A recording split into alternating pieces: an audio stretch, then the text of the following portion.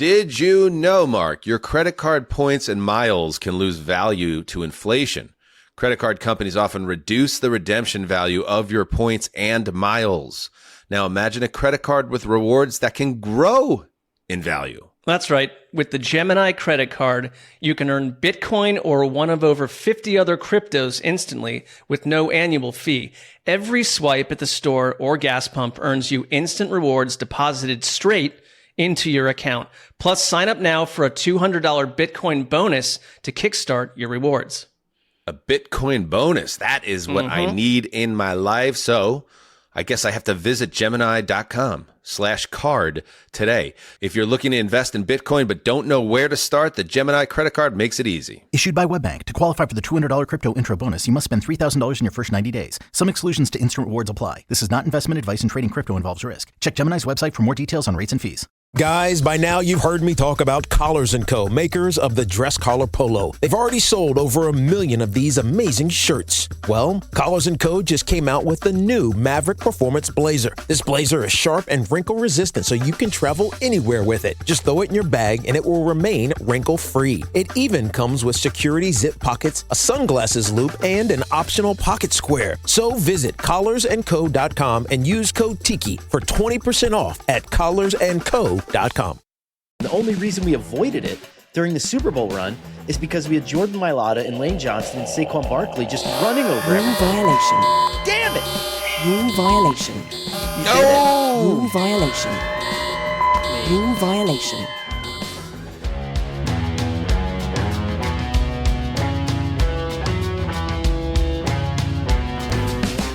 Hey, welcome to Heed the Call, an NFL podcast. I am Dan Hanzus,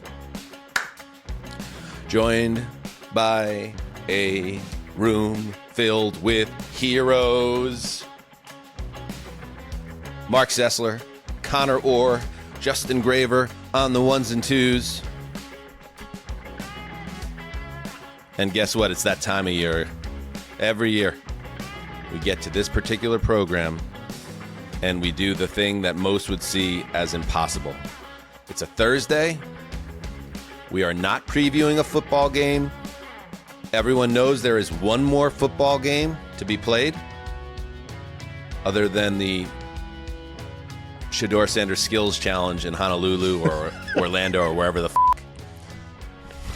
North Korea. I don't know. Literally, you could tell me that is being played in any city or a country in the world. I'd be like, okay.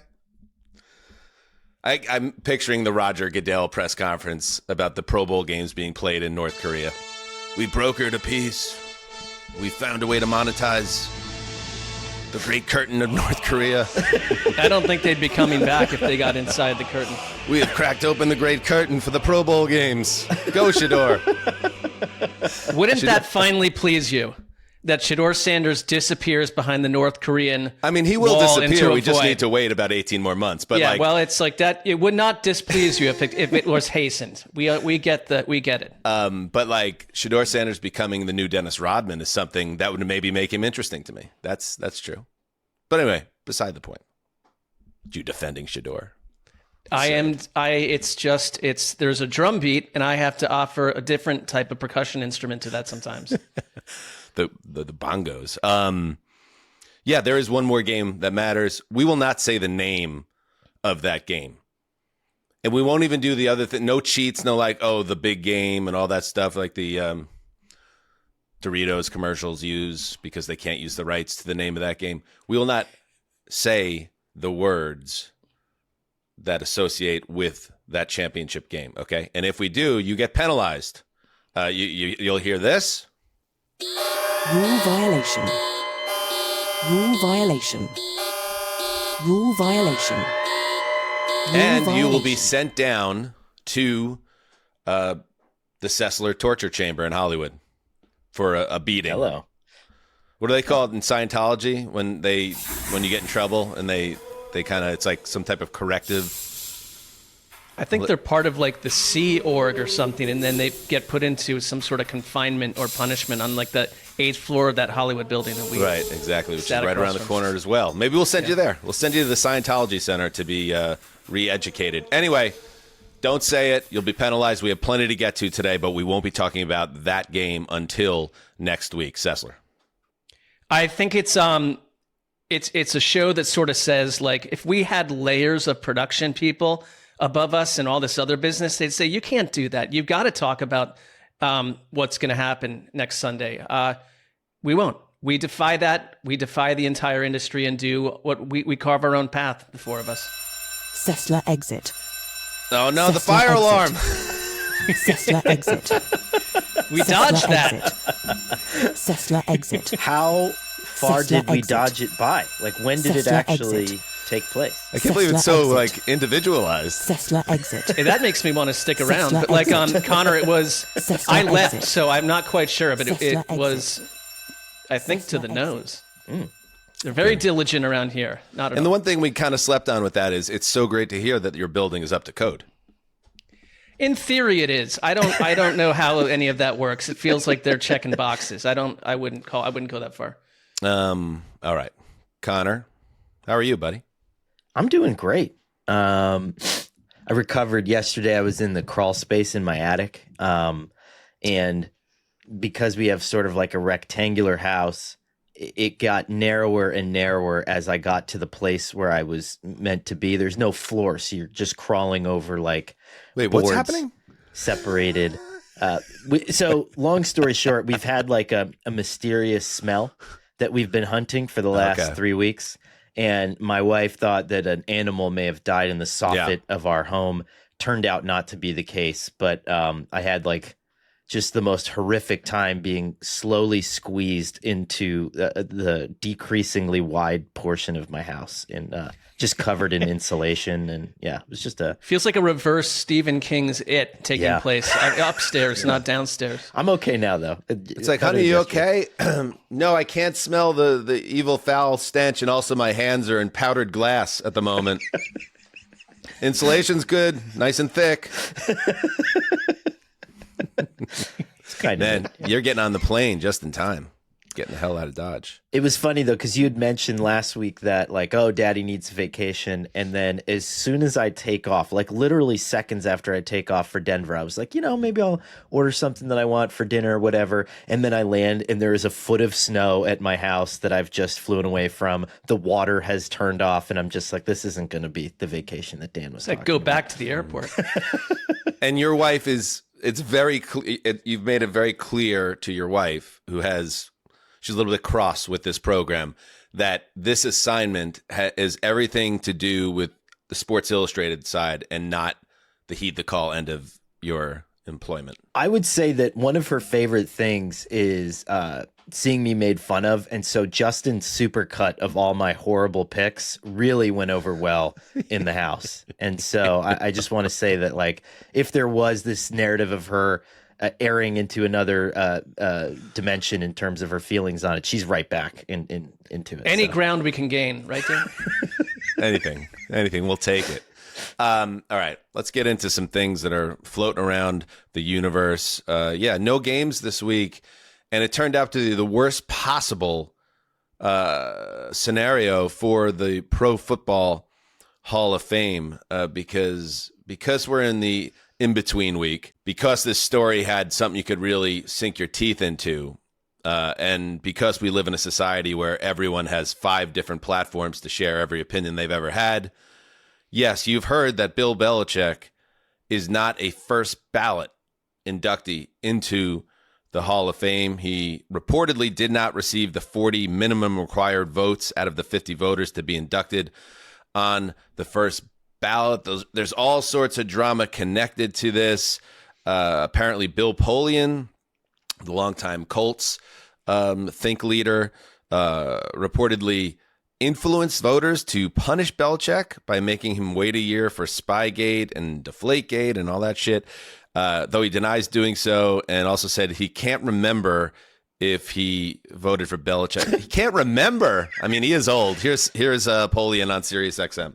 He did change his tune to say that he did vote for Belichick. I had heard that he said 95% sure. It's like, dude, I think what? they Are you confirmed okay? he did too. But he had the right. Hall confirm it. Yes. Yeah, the which Hall is confirmed another it. issue. Way to go, altogether. Bill. All right, let's hear what he had to say.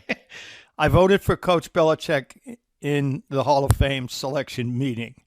The Pro Football Hall of Fame has confirmed that fact through the auditors of the selection process. Again, I'll state that I never said that I believe that Coach Belichick should, quote, wait a year, close quote, for enshrinement.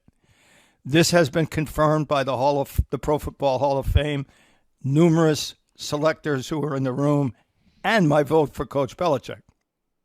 Okay. Although that is a nice cover. You could tell people not to vote, then vote yourself, and your hands appear clean on the surface. Sessler, you were on fire in the text when this news broke. We want to give you the floor first.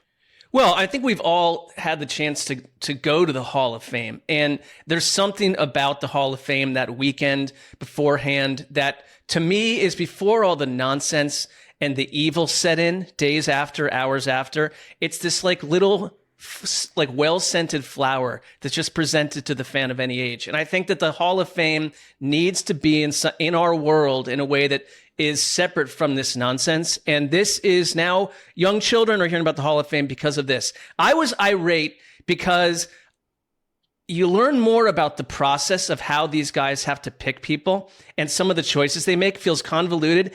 And if there was any vendetta towards Bill Belichick because he was, I think, cold and distant to reporters, if it's a Spygate thing, I mean, these people have their own rationale. To me, it makes football, the Hall of Fame, the voters, everyone involved, ridiculous looking. That Bill Belichick, the greatest coach, I mean, you can have your little issues with him, but the idea that this got to this point, that Bill Belichick did not make the first ballot Hall of Fame, to me, it's like, as punishment, so you're going to put him in next year? Like, the whole thing just came off looking like another week of bad news for sports journalists. Not all of them, but some of them. But it's like everyone is cobbled into this, and it's a stinking mess.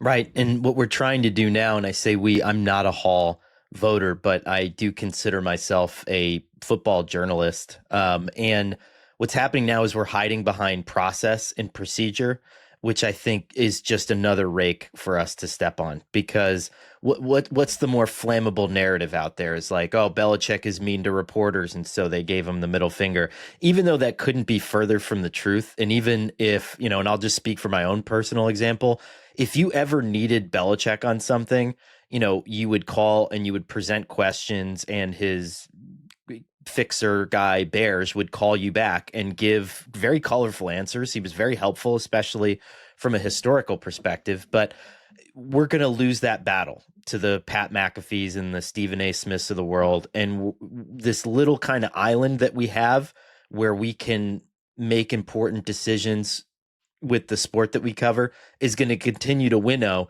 if we fuck up the most basic things, right? And it's like, I understand the complications with, lumping in coaching contributor, putting a limit on it and stuff. But like, this is literally the second, first, or third, depending on how you think about it, greatest coach in NFL history. He has to be on the first ballot, and we can't mess it up no matter what the rules are.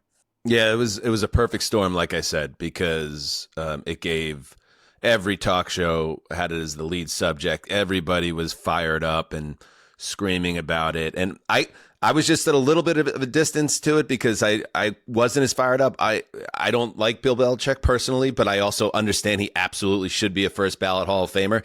He's going to be in the Hall of Fame, so it's not like now he's not going to be in the Hall of Fame.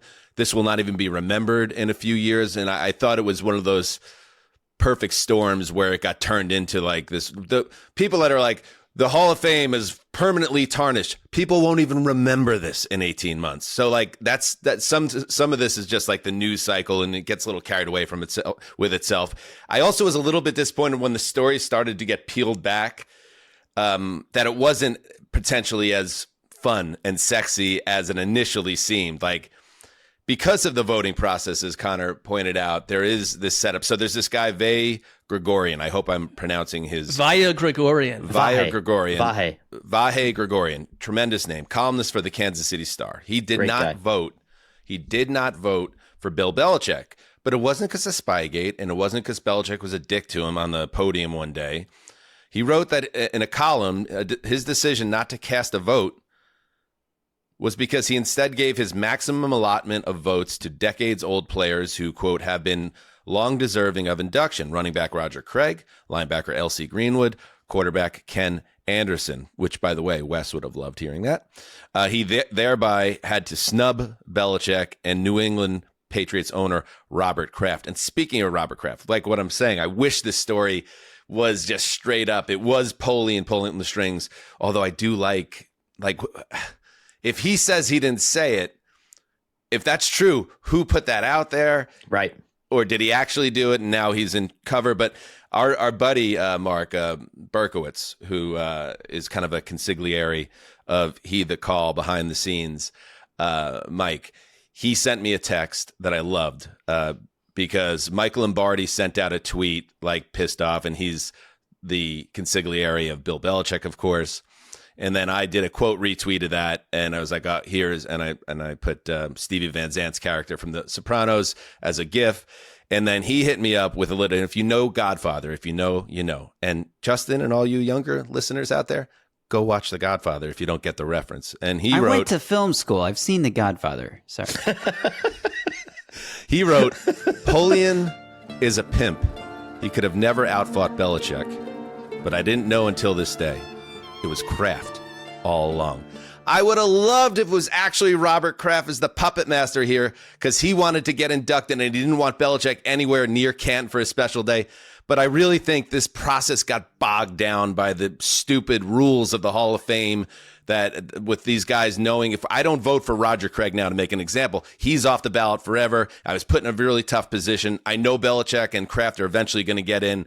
I think it might be as simple as that, and it's not as fun and sexy, but it shows some faulty setup to the Hall of Fame. Is that how you guys see it, or do you think there's a lot going on here? And Gregorian at least put his name on the line and said, here's why I did it. And I learned from what he wrote. I'm not saying I love the process of his decision, but he did change the way you have to look at the whole story. And so I think that he's probably part of a group of people. He's been a writer and I don't really cover football at this point, but like he's been part of the voting and he's been punching up for certain players historically that younger writers would never have watched. And I think that's a noble part of the research and the process that they've described that goes into this. I don't think it was a group effort to put egg on Belichick's face or because he'll remember this. He is a Hall of Fame like aficionado. He'll remember this whether or not the public does. But it just seems like you're given a card where you got to look at your three guys, Craig, L.C. Greenwood, or Ken Anderson, thinking that Belichick can be pushed down the road, but that not enough other people are going to push Belichick down the road. Right. You can lobby for your guys, but it's not going to create this gigantic injustice that now we're all talking about. I think enough people thought that, and then it got to, 39 votes, and it's like suddenly the Hall of Fame looks ridiculous. One of my mentors at the Newark Star Ledger, he has a baseball Hall of Fame vote, right? And baseball works differently, where if you have a certain number of boxes to check and you could do whatever you want with them. And he had one last box. And because he was a columnist for the New Jersey paper, Rick Porcello was eligible for the Hall of Fame, even though he will never make the Hall of Fame. But he was a standout high school baseball player in New Jersey. And the columnist wrote a thing that said, hey, I know this is not going to happen, but I want to tip a cap to a tremendous career. He was always great to us. He's a good person. He's a good guy. Here's your one Hall of Fame vote. And everyone ate him alive, even though that had nothing to do. It didn't impact the vote, right? And what the problem here is that, and it's two faceted, right?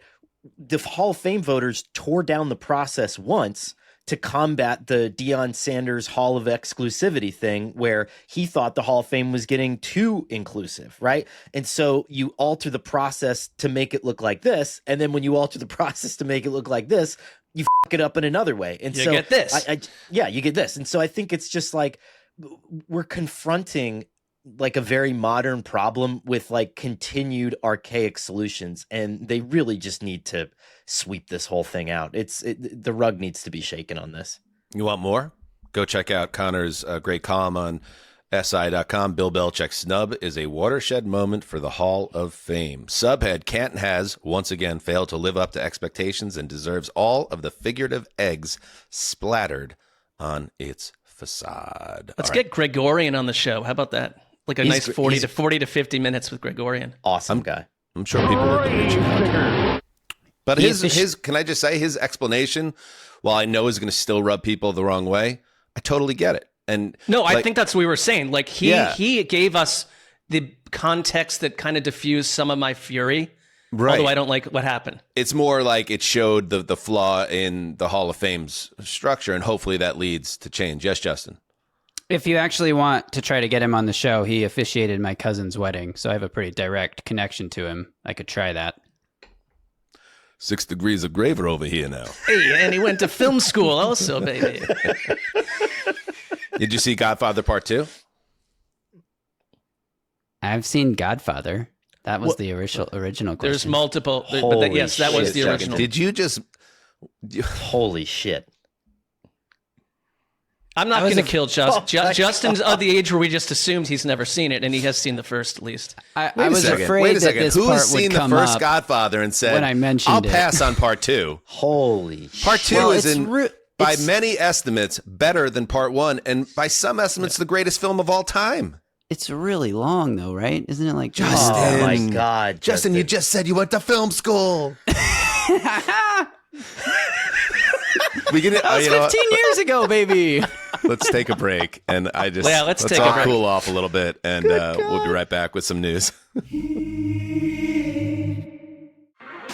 All right, yeah, I just spent about 10 minutes staring at the ceiling after hearing that Justin saw Godfather Part 1 and said, I'm good with Part 2. Part 2, just so you know, Justin, and please, just do me a favor and watch the film, actually has a young Robert De Niro. It's got Pacino playing the son of Vito Corleone, which you know from the first film, if you recall it. And then it has De Niro. And De Niro is playing a young Vito Corleone in Italy. It's gorgeous. It's beautiful. It's Coppola at the zenith of 70s filmmaking, which is one of the great eras of cinema. You know, why am I selling Godfather Part 2 right now? Why are you? Now that you mention it, I actually believe I have seen Part 2. It's Part 3 that I never saw. So, Well, you're in much better territory if that's the case. I can deal with that. I need to ask my dad because he showed me The Godfather when I was like 14 years You old. typically watch them back to back, like with the curtains closed on like a rainy Saturday. They used, before the advent of streaming and everything, like when cable TV ruled the world, which is Connor's house presently, but for the rest of us, it was, in the 90s and into the early 2000s.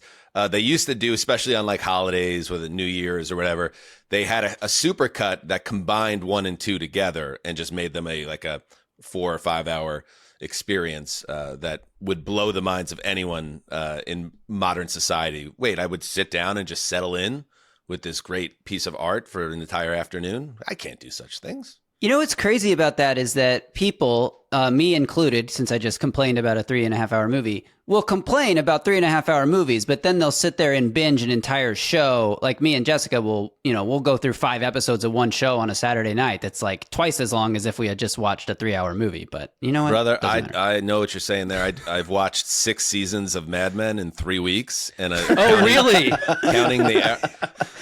Mark, I will change the subject off this if you don't want to talk about... I feel like we've heard about the Mad Men. Like we understand that you were 8 episodes. You've gained 8 episodes since the last episode of our show that you told us about rewatching Mad Men. I am someone who shares elements of my life, Mark. Why don't you let people in? What's going on with you? Like, what are you doing when you're not talking into a microphone? Everyone would love to know. You can just draw the assumptions of what I'm doing. You're very good at that. Why don't you just create my life for everyone? I want to know where I live. Listen, we have nothing to talk about. There's no game this week. What are you up to right now? In your apartment. What am I up to right now? If you're sick of hearing me bringing up Mad Men, I would love to know what you're doing right now. A great collection of books here. We watched like tons of shows. Like what? What show are you watching right now? Take us through it. We just finished one called This is not gonna go well. This is not gonna go well. We were binge watching, late at night where it's like I want to watch like a trashy show. We've watched number one, I'll say, we've mowed our way through half the Oscar films.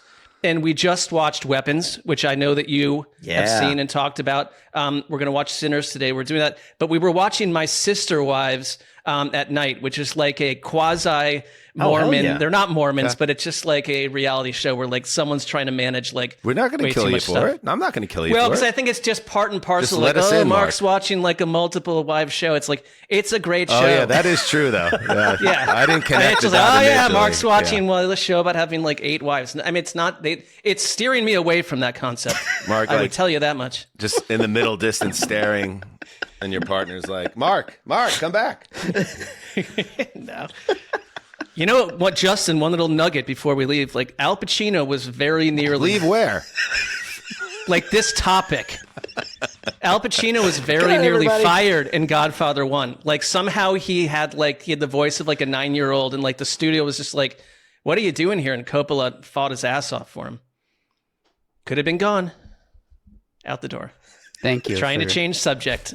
Moving Glad you- forward. Closing note. Bookend. Glad you added that. Appreciate I it. love how uncomfortable you are talking about. No, you just get to behind- next subject. You know Let's what? go to I next think this subject. is a good off-season segment we could build into every show. What's Mark doing when he's not talking into Oh, microphone? jeez. All right, let's get into some news. All right, what's up? Not really an opening statement guy, but I will open with this statement. I'm fired up to be here. Family's fired up to be here, and shoot from the hip with whatever questions you got. Chargers certainly leaning into the Mike McDaniel of it all as their offensive coordinator. I get it. Does it a little annoying to you? Is a little too on the nose, Mark, that the Chargers social team is treating the hiring the way they are? Or do you think it's just smart business? I would say at any given time, 30 of the 32 social teams are an agitation to me. In this particular case, like I still like hearing from Mike McDaniel, and I thought he's good. He's a good dresser. He's got a whimsical way about him, a good vocabulary. So I can't kill them on this one. But the other teams, As someone who has a grating personality as well, that is only good in small doses, I would say that Mike's got to watch it. Like I think he's at max right now. He's about 99 out of 100, and then once you cross that Rubicon, you really find yourself on the other side of the public discourse. they which will is hide you away as a coordinator. I mean, Yeah, I maybe think he'll that will get a help. different treatment, but yeah. I think that will help, most certainly. All right, let's dig in. Real quick, let's talk about Mike Vrabel's penis. There was a quote that he gave on a local Boston show that he would separate from his own member for a Super Bowl. Now Wait. A local Boston show. It was a Nashville show. Well, Jesus Christ. he's Justin. revisiting it. Justin, that's what you caught me on? The Nashville thing? Oh. First Godfather Part 2, now this. All right, I'll keep going. Anyway, on Tuesday's installment of the Greg Hill Show, Vrabel, who has a game coming up, slightly doubled down on the notion when the host asked if that was still the plan. On Bussin' with the Boys, you said you would be willing to cut off the most important male appendage to win a Super Bowl. Is that? I mean, maybe I'll cut it in half, but I ain't cut the whole thing off. I was going to say, is that still the plan? Or Gross. That was just to get that young fledgling group, Taylor and Will, get them to fly in a podcast game, and so it took you off. would not part with the whole thing. No, don't. You know, what I mean, I say a lot of things I don't mean. Cutting it in Call half that would be the- so much worse. That's the old But that's the Lorena most- Bobbitt. It's disgusting. And not for nothing, Rule violation. Rule violation. what? Rule violation. Rule violation. What? Well, it came to my attention that during that clip, they said it, and that during the setup for the clip, did you say it? This is a producer job. You got to be right on top of it, or it's over. You missed it. I told you on a text just now that you missed me saying it. So we Did need. you say it? Okay. I was literally sitting here waiting as soon as you started teeing up that story. And we'll let the Greg Hill Show know that they said it. We'll get that message to them post haste.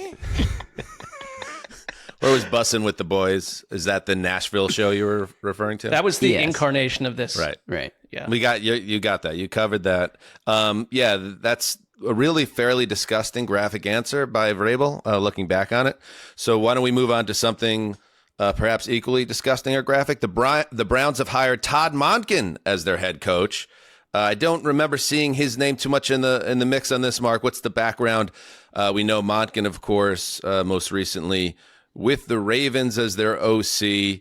Was he on the initial list of subjects for the Browns, and how did this all come together? Yes, according to your research? He was, when they came down to their final group, he was among that group, and seen as someone out of the gate that would pair more reasonably with a Jim Schwartz than maybe like the Nate Shieldhouse or the Grant Udzinski who dropped out, the latter of the two.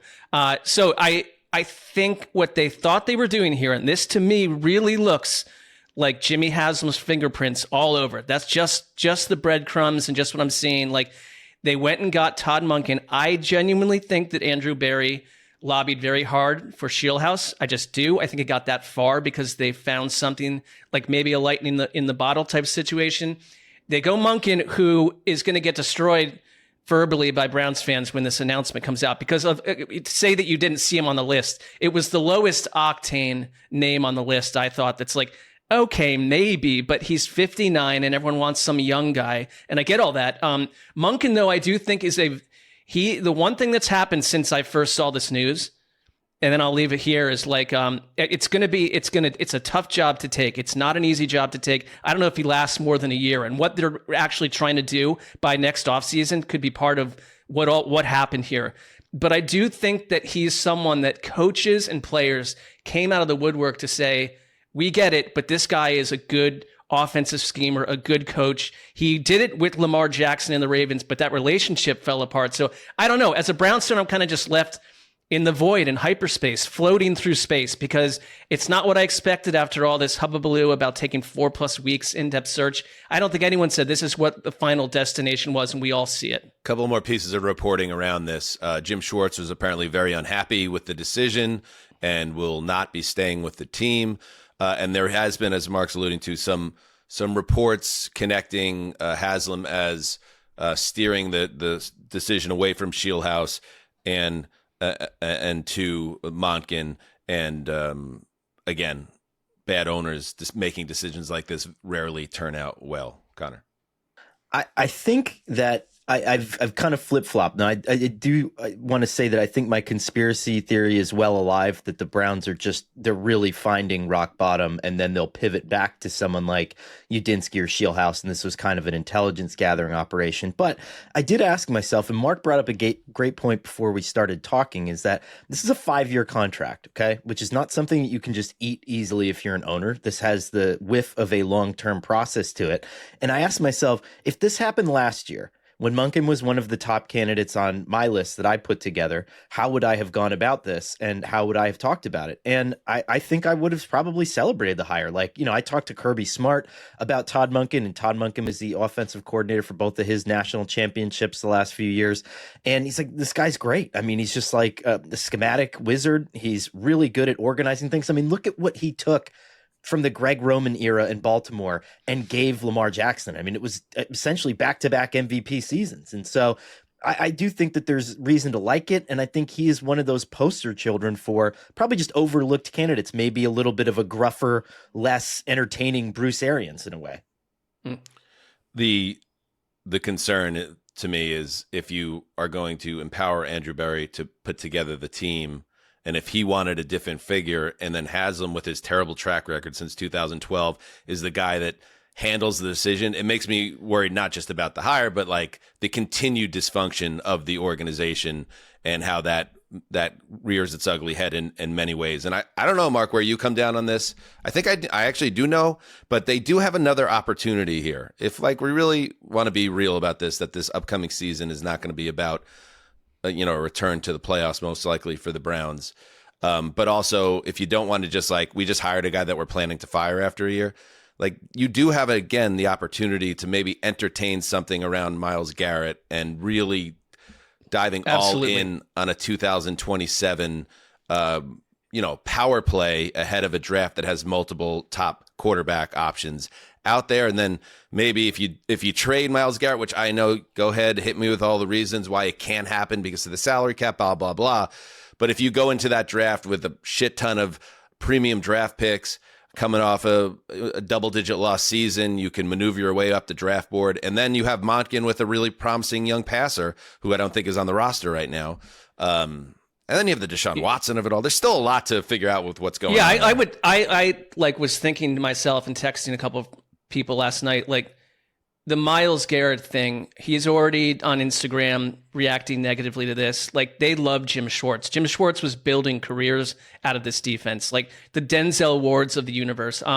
You can move on from Myles Garrett. I think, like, if you want to go deep conspiracy, did they not do that this past offseason because they already had, in theory, you've got 2 number 1 picks and they didn't love the quarterback group? Like, are you just going to do everything for this next offseason, as the Jets are, as Connor's alluded to, other teams might look at? Like, I'm with you. I think you move on from Myles Garrett because he just already has given you everything you could ask a player to do.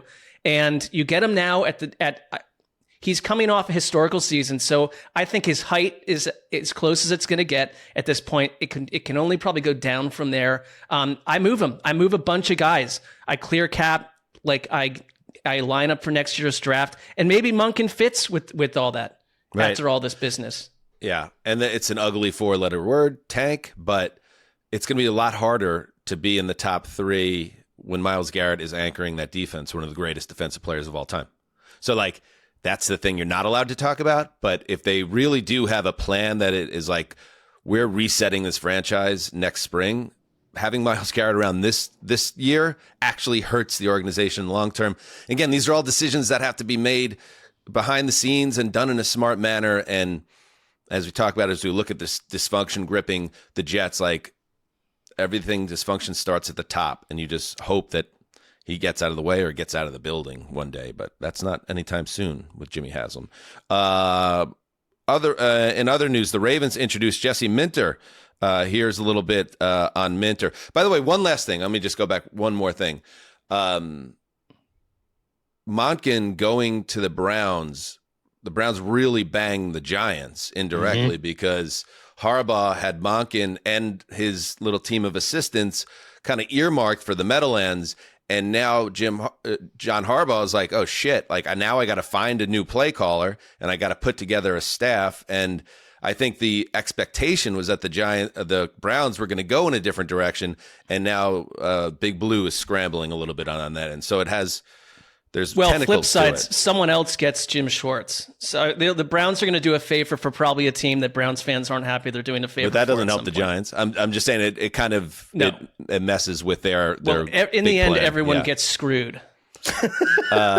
Maybe what Connor's saying is right. Maybe if they play this, they could fall ass backwards into a good situation a year from now, and Monken might be the answer. We'll see. Anyway, the Ravens introduced Jesse Minter. Here's what he said. Monken's relationship with Lamar fell apart. Obviously, Minter, I would imagine a major part of the interview process is how can you get the best out of Lamar Jackson? How do you foster a healthy and positive long-term relationship? But Lamar, I just look forward to connecting with him, helping him become the best version of himself, creating a team identity that allows him to thrive, which he's already, proven to be an elite, one of the best player in the National Football League, and put a team around him that allows him to reach that ultimate goal of bringing a Super Bowl back to Baltimore. He's got to stop tapping that desk. It's murder, right? And nervous.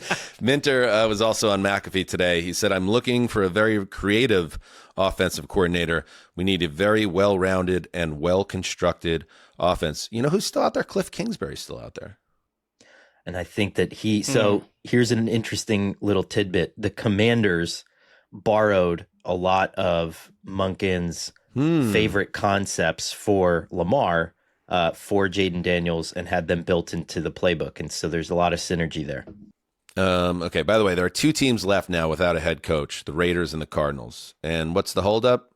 It appears, according to Peter Schrager, as one source on this, that both teams want Clint Kubiak, the offensive coordinator of the Seahawks. Jeremy Fowler of ESPN added the Raiders plan to interview Kubiak over the weekend, then make a decision on their head coach. As one candidate predicted, quote, it's probably Kubiak's job to lose. And there's been a lot of smoke connecting Mike LaFleur to the Cardinals if they don't get Clint Kubiak. I always liked when Mike LaFleur was the OC of the Jets. If you went on like Jets fan forums, they called him MILF. I always like that. So MILF to the Cardinals if they don't get Kubiak. Keep an eye on that. The Bills introduced Joe Brady as their new head coach. Josh Allen was in attendance, but he was also on crutches and in a walking boot. He spoke to the media and said he was playing with a broken bone in his right foot and had a procedure done to correct that. It's an 8 to 10 week timetable in terms of recovery. He should be fine for the off-season activities. Let's see. Can I say one quick thing? Yeah, go ahead. Like, I watched that Joe Brady presser, and I thought that the energy around the Bills coming into this just felt kind of like dark. Like, it's a good example of like when someone gets out of the thumb of someone else that you find out who they are. Mm-hmm. Like, I thought Joe Brady, and it's just a press conference, but he was pretty awesome. And it's like, that may be what they were looking for, that type of energy, and just something a little different than Sean McDermott. He won the press conference. I mean, I get that's like the only thing is he's already been there. They already know him. It's like there's just like, oh, that's what he's like when he talks to a room of people versus hidden away. One quick kind of coaching Scrabble note here. This means that Davis Webb will obviously be promoted to Broncos offensive coordinator, which Sean Payton wanted when he whacked Joe Lombardi after the season and basically soft blamed their performance on that guy. And then also Nate Scheelhaus, if Mike LaFleur gets the Cardinals job, will become the OC for the Rams, which is a very good spot for him. Yeah. I mean, the Brady thing, I saw get like criticism in certain circles in Western New York with the fans, but I don't know. That offense has thrived. He has a good relationship with the most important player on the franchise. Like, he obviously interviewed well. He impressed Sessler and others today. Like, yeah, like let's not come. This could have been a lot worse. Okay, than where they went. You feel with that better one. about it right now. I do. I mean, speaking of dysfunction, yeah, I mentioned how the Jets offseason has been crazy. So they kept Aaron Glenn, but he's fired almost his entire staff. He kept the special teams coordinator, Banjo. Their special teams was the only good thing about this team. They kept the offensive line coach. Everyone else is gone. It looked like Wink Martindale was going to become the defensive coordinator, and then he gets to the facility, and this is a perfect example of an organization in disarray. They set up all these interviews. They fired Steve Wilkes months ago at this point. And the idea for all these candidates is you're going to come in and, like Wilkes was given the opportunity, you're going to run this defense and you're going to be calling the plays. Wink Martindale comes in. He's been around for 100 years. He sits in the interview room or in the Jets facility ready to accept the job. And Aaron Glenn changes his mind. He said, I'm actually going to run the defense now. And Martindale's like, what? He's like, why am I here? Like, I'm like 90 years old. Like, I'm coming here to run a defense. You can't. So they fall out, and that doesn't happen. They end up with I hate this team. They end up with Dolphins passing game coordinator Brian Duker as their new DC, and he is going to be more a caretaker rather than a play caller.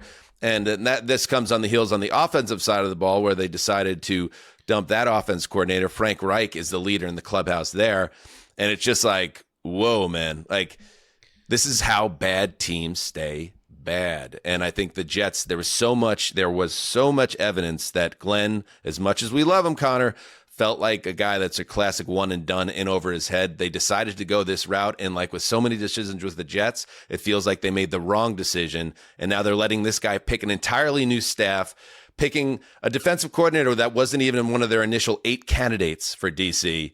It just feels so sloppy. And for me as a Jets fan, there's just like a numbness that's settled in now about the entire process. Like, there's no hope. It doesn't feel like there's hope right now. I don't have an exact date in front of me. I'm trying to pull up a 2026 calendar as we talk, because I want to predict the exact day that this is going to happen. So we'll be taping a show together on Thursday, October 8th. And I am predicting a Hanzus rant about the head coach of the Jets giving up play calling because the defense has gotten slaughtered over the first 4 weeks of the season. And every week the press is like, are you going to give up play calling, Aaron? Are you going to give up play calling, Aaron? Are you going to give up play calling, Aaron? And then he finally does that. And then we just continue to wring ourselves out like dirty laundry all the time in this absolute shit show. And by the way, I love Wink Martindale. If anyone has ever met Wink Martindale, seen Wink Martindale in person, talked to Wink Martindale in person, imagine wasting that guy's time. Like, how full of yourself do you have to be to fly that guy across the country to tell him that he wasted his time to get there. He's lucky that he made it out of the facility without a black eye. I'm just saying. That's what worries me about the even if the Jets are in tank mode, like another team we've discussed on this show, like you're in good position to do so. But the Aaron Glenn of it, like there aren't a ton of these studies, but there are numbers out there kind of showing that like if you after 1 year acts like 8 of your assistants and go on that power raid, like it doesn't work. Like you're typically the next year by midseason, the head coach is gone. You've given up all your excuses to blame.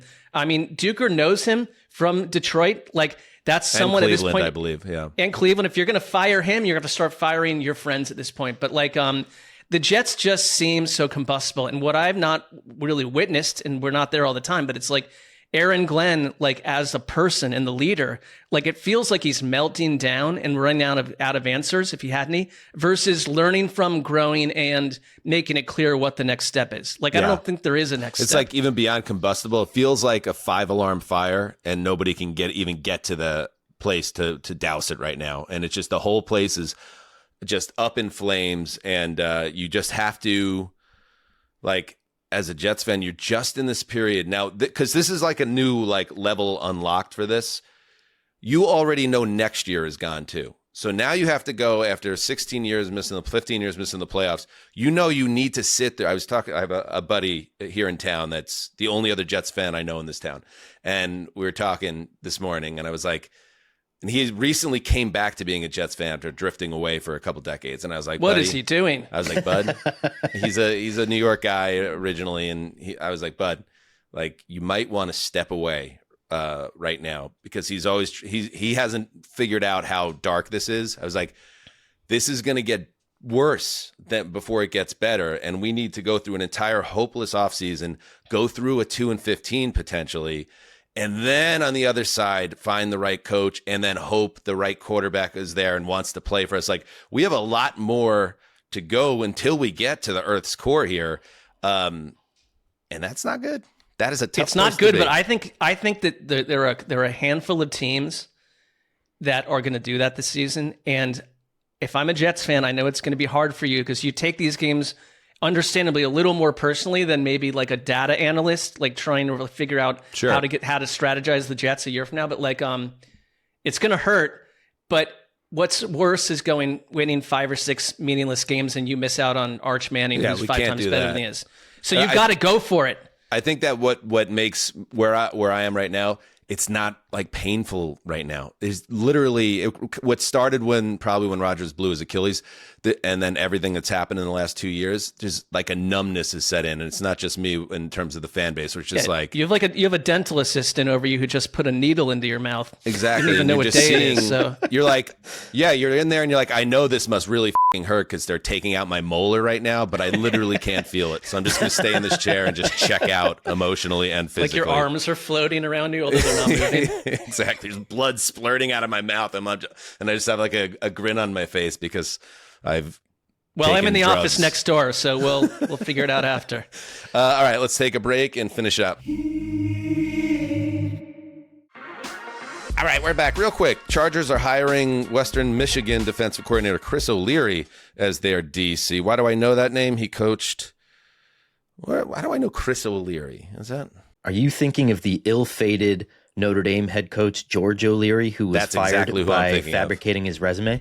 Yeah. Yes, that's exactly what. Or maybe the middling corner outfielder for the 1990s Boston Red Sox, Troy O'Leary. One of those two gentlemen. I know Troy O'Leary. Even I know him. Maybe Baseball Weekly era Sessler, mid-90s. Sure. Justin, can you look up Troy O'Leary's career on Baseball Reference real quick? All right. While we're here, the Steelers hire former Raiders DC Patrick Graham as their DC. So it's Mike McCarthy and Patrick Graham over there. Let's check in on the Eagles. Now, that is not a dysfunctional organization, but they are not having an easy time of it right now as they try to figure out their staff. It is now, and this is wild. This feels a little dysfunctional. And Daddy kind of likes it. Nick Sirianni could call the offense for the Eagles next season if they can't find it. Hey, Hedonist. optimists. Gravedigger here, popping in a little after hours with an update for you. After we finished this recording, former Packers quarterback coach, former NFL quarterback Sean Mannion was named the offensive coordinator of the Philadelphia Eagles. He's expected to call plays, not Nick Sirianni. We will have more on this on a future episode. Now back to the program. Bye. See that they deem fit for the job, according to Adam Schefter. I guess the question I have on that one, Connor, is that Nick Sirianni has never called plays, right, in the NFL. So how would he be, or am I mistaken on that? Did he at some point? Yeah, so he called plays immediately when he got there. There was a secret transfer of play calling to Shane Steichen midway through one season, and then Steichen kind of was outed as the actual offensive coordinator. And I think probably around the time that things really did start to turn around for them offensively. So, yeah, go ahead. You got to love it as an acid test for all of next season for Sirianni if he's going to take this on, because they've thrived under Steichen and Ellen Moore.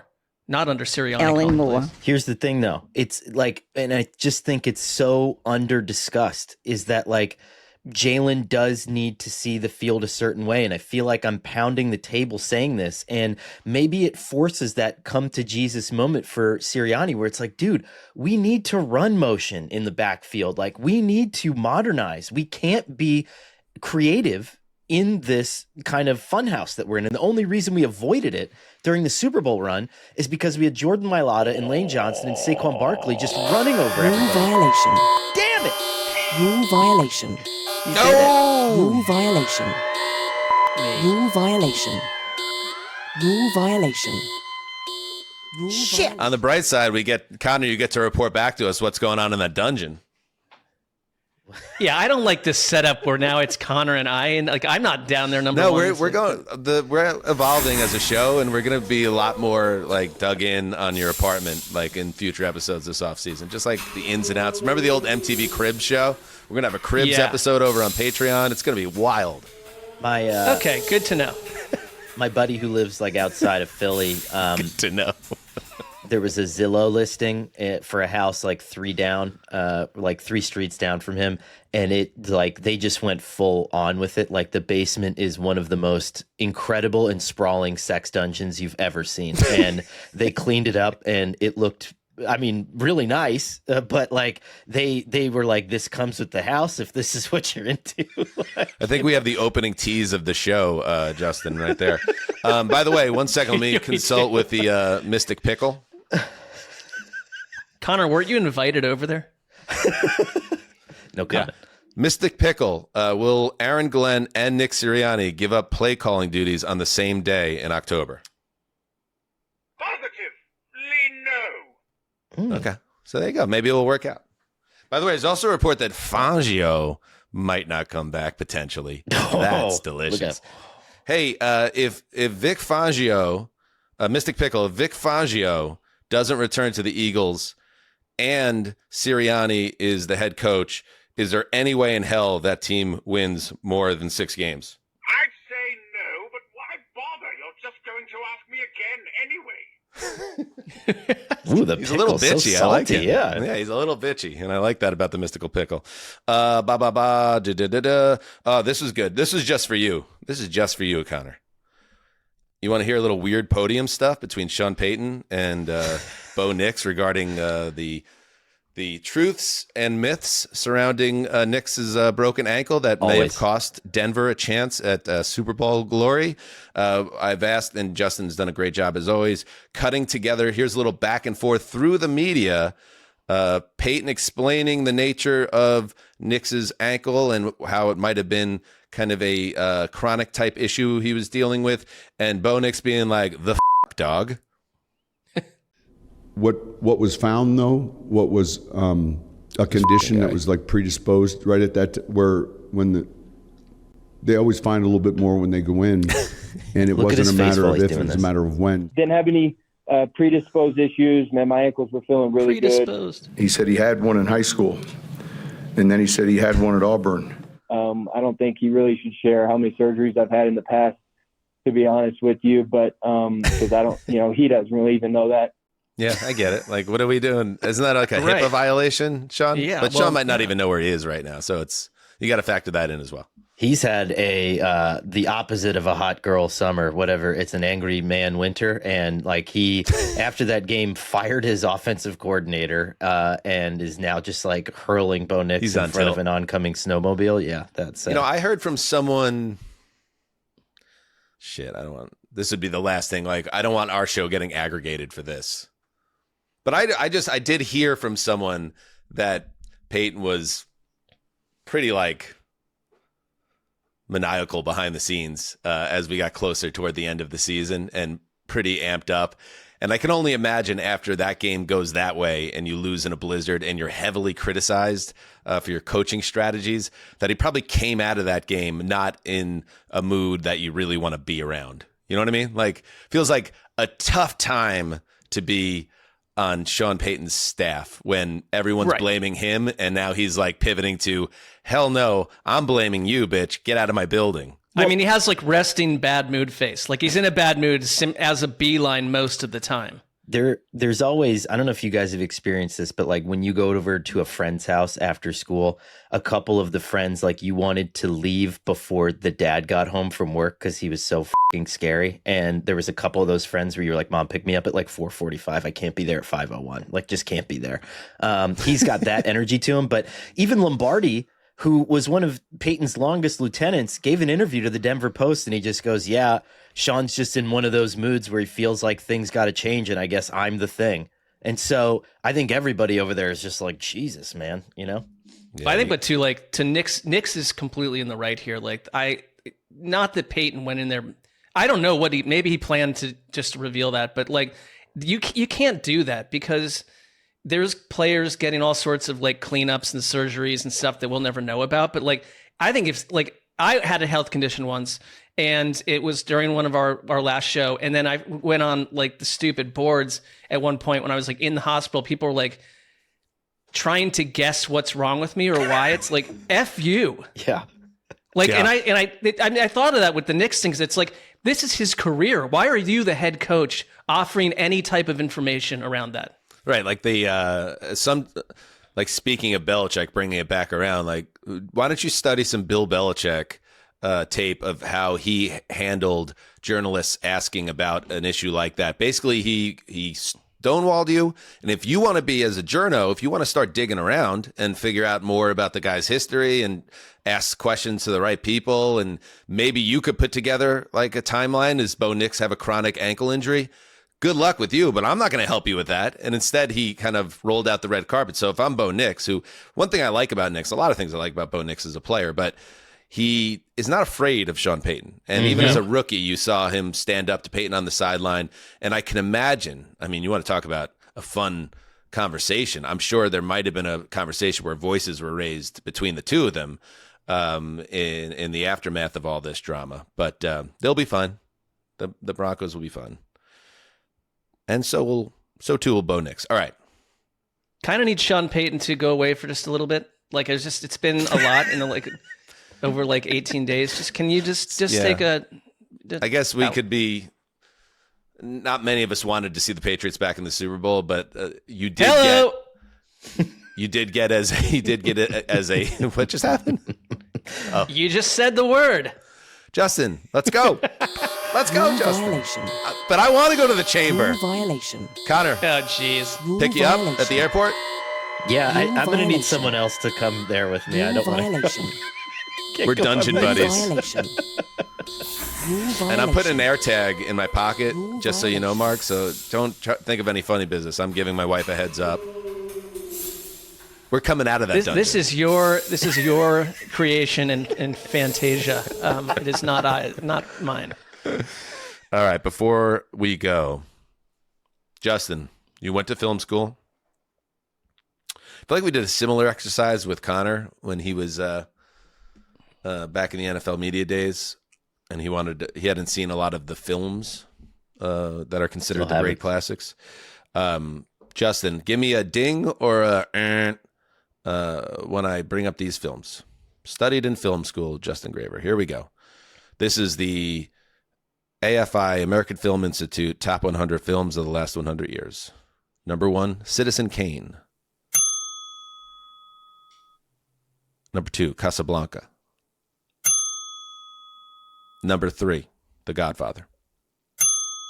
Number 4, Gone with the Wind. Number 5, Lawrence of Arabia. Ooh, even I saw that one. Number 6, The Wizard of Oz. Bit of a flop. Number 7, The Graduate. Number 8, On the Waterfront. How did I see the only 2 that you didn't? That's so weird.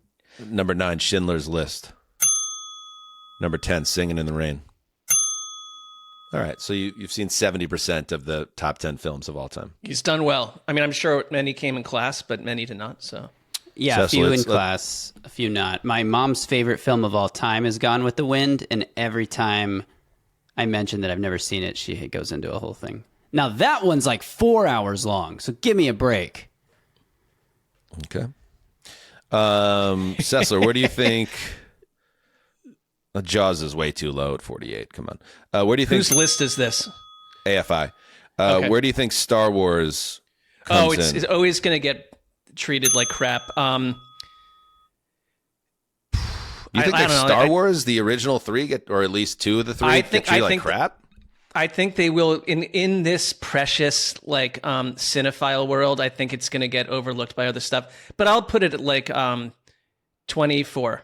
Number 15, right in between Some Like It Hot and All About Eve. How about that? Like so you like I've seen Some Like It Hot.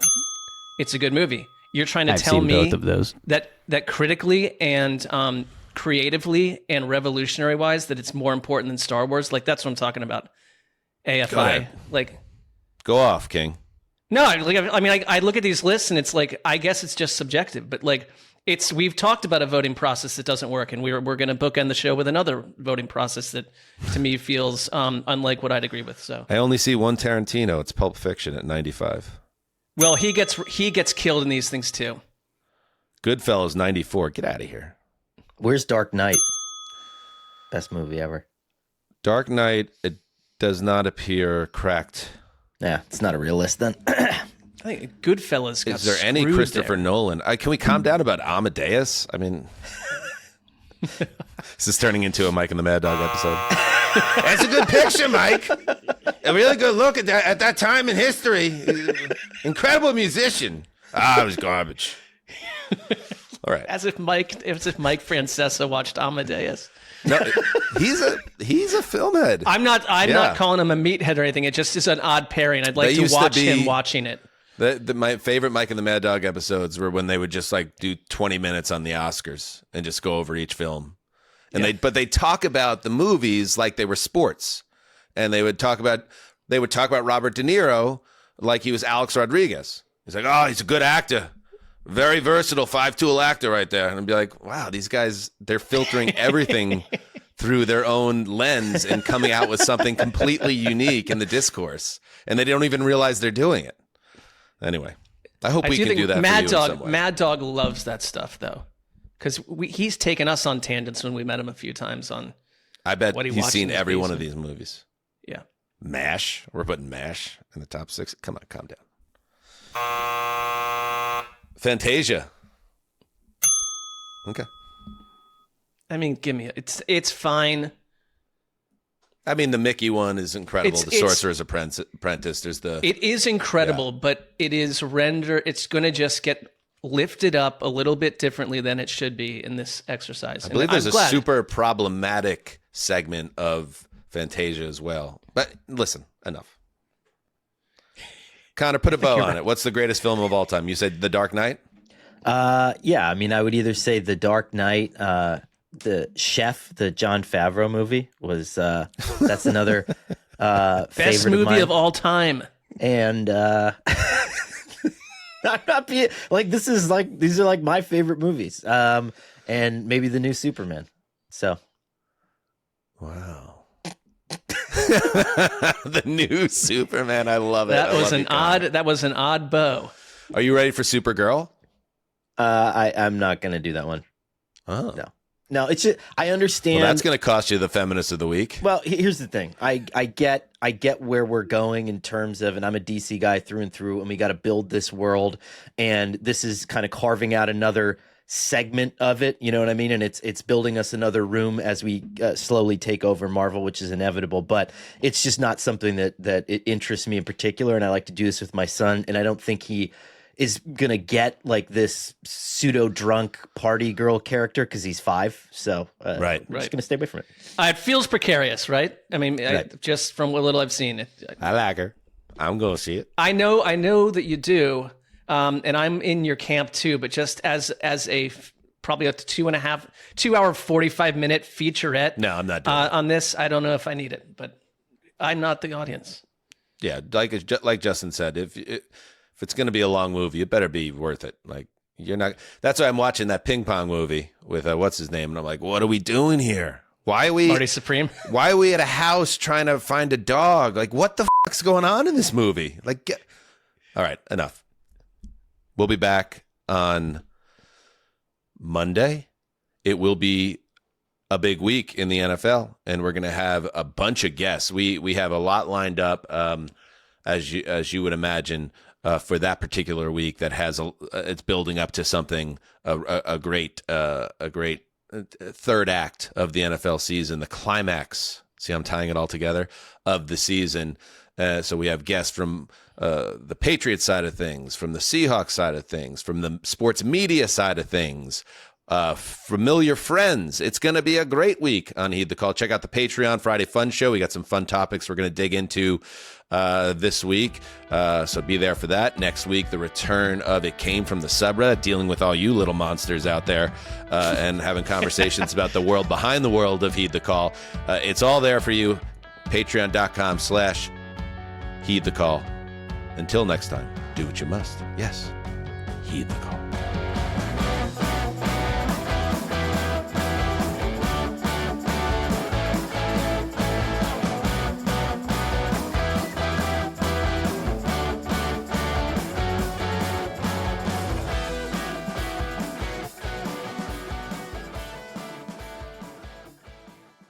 Guys, by now you've heard me talk about Collars & Co., makers of the dress collar polo. They've already sold over 1 million of these amazing shirts. Well, Collars & Co. just came out with the new Maverick Performance Blazer. This blazer is sharp and wrinkle resistant, so you can travel anywhere with it. Just throw it in your bag and it will remain wrinkle-free. It even comes with security zip pockets, a sunglasses loop, and an optional pocket square. So visit collarsandco.com and use code TIKI for 20% off at collarsandco.com. Guys, it's no use putting it off. The best time for an underwear refresh is now. Tommy John underwear is designed for a perfect fit that stays put all day. There's zero chafe thanks to 4 times more stretch than competing brands. And their innovative horizontal quick draw fly is a game changer. With over 30 million pairs sold, there are thousands of men out there more comfortable than you. Don't settle for less. Go to TommyJohn.com today for 25% off your first order with code COMFORT. That's TommyJohn.com, code COMFORT. Tommy John. Comfort perfected.